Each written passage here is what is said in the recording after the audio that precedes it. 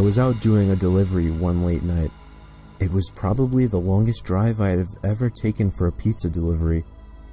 From the pizza place I worked at, it was a 20-minute drive, which isn't too crazy out where I live. Plus, they ordered 4 large pies, so I figured it was a party and I would get a much bigger tip. Navigating the dirt roads at night was always annoying though. I pulled up to the given address. It was some old, sketchy-looking building, literally in the middle of a forest clearing. There were no cars parked anywhere, or any lights on. I put my car in park and called my boss. I asked him to reread the address at least 3 times to make sure I typed it in right, but that checked out. I could tell he was in a really bitchy mood, and he told me to at least knock on the door and check it out. He would normally get mad if we took back 1 pie, but I was afraid of what he would do if I brought back 4. I was insanely unnerved, but got out anyway and forced myself to the front door of the building. There was no doorbell, so I just knocked really hard. I heard nothing and didn't really expect to hear anything.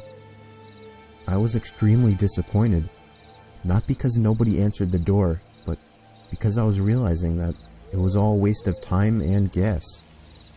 I knocked one more time out of desperation, and then began to hear some kind of rustling noises from inside of the building.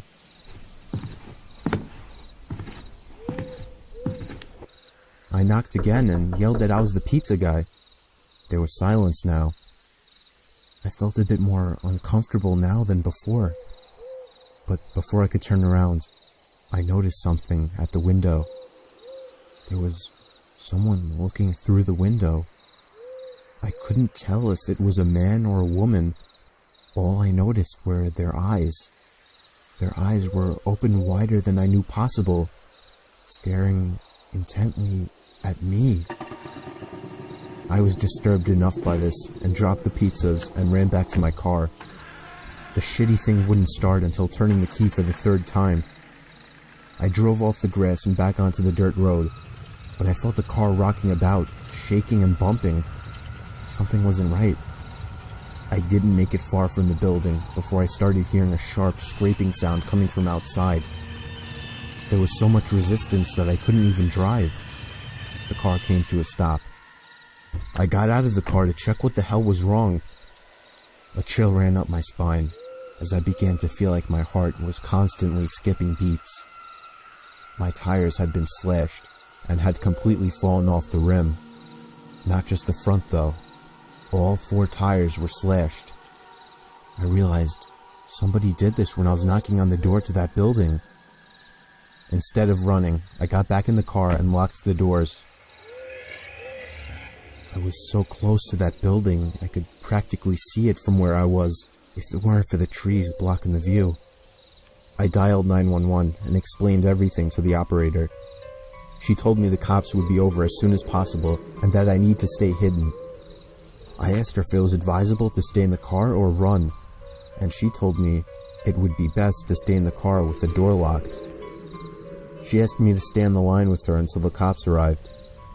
My whole body was shaking. In all directions, there was nothing but dark, seemingly endless forest. I knew it would take forever for the cops to get there. I was not comfortable with sitting in that car so close to whoever did this. The next part, though, is what utterly destroyed me. It still shakes me to this day, and I hope nobody ever has to experience this kind of fear.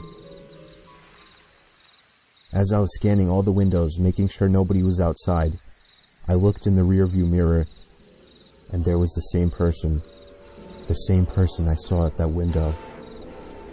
Eyes open wider than ever. I could see now that it was a woman, and I could ever so slightly see a smile begin to spread across her face. I opened my door and full-on sprinted into the woods, not caring how much noise I made. I ran until I was out of breath, which didn't take long, and I hid behind a giant log on the ground.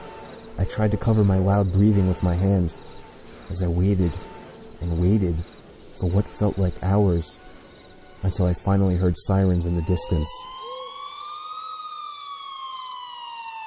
I gathered up all the stamina I had left to run all the way back in the direction of the dirt road. Eventually, the glowing red and blue lights came into view, and I had never felt better in my life. They were parked in front of my car, investigating with flashlights. I came out yelling at them like a lunatic to help me. I fell to the floor and started to gag, almost throwing up from running so much. They picked me up and began to question me, to which I explained everything to the best of my ability.